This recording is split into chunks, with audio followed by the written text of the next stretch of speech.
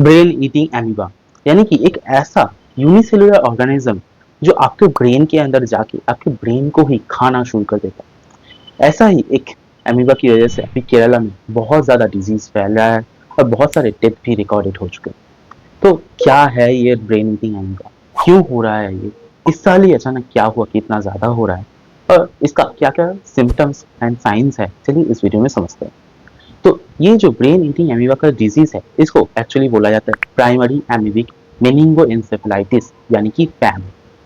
तो ये जो पैम डिजीज है ये केरला में ऑलमोस्ट 2016 से चल रहा है, पर यूजुअली जो हर साल होता है कि ऑलमोस्ट 30 to 35 केसेस होते हैं एंड उनमें से पिछले साल जो हुआ था कि 9 पेशेंट का डेथ हुआ था, पर इस साल ये अचानक से बहुत ज़्यादा बढ़ गया है एंड जो केसेस रजिस्टर्ड हुए हैं अभी तक वो है अराउंड 69 एक्चुअली रिपोर्टेड केसेस है एंड उनमें से 19 पेशेंट का अभी तक डेथ भी हो चुका है। तो ये जो पैम डिजीज है ये अचानक से इतना ज़्यादा क्यों हो रहा है, चलिए इस समझते हैं।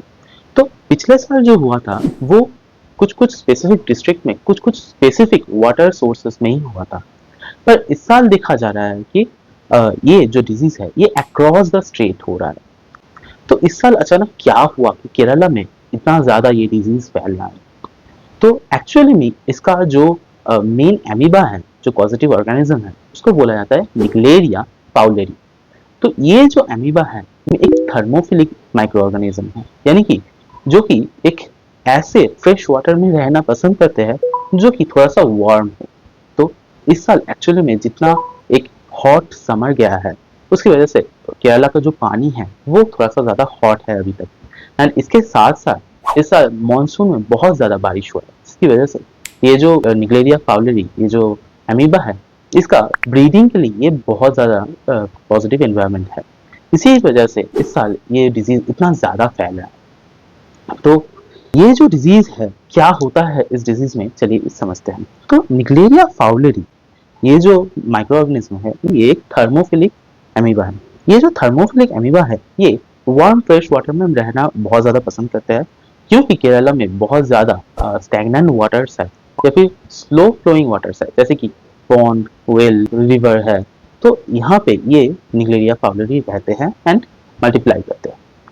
तो एक्चुअल में ये जो निग्लेरिया फाउलेरी है जब आप ऐसे ही कॉन्टामिनेटेड वाटर में आप स्विम करते हैं तो ये आपके नाक के थ्रू आपके बॉडी के अंदर जाता है एंड आपके नाक के अंदर जो ऑल्फैक्टरी नर्व है जिसके थ्रू आपका ब्रेन जो स्मेल को सेंस करता है उस ऑल्फैक्टरी नर्व के थ्रू ये आपके ब्रेन तक पहुंचता है एंड आप ब्रेन तक पहुंचने के बाद ब्रेन के अंदर ये बहुत ज़्यादा स्वेलिंग क्रिएट करता है, ब्रेन टिश्यूज़ को ये डिस्ट्रॉय करना शुरू कर देता है एंड इसकी वजह से आपको डेथ तक हो सकता है। इसीलिए इसको ब्रेन ईटिंग एमीबा भी बोला जाता है।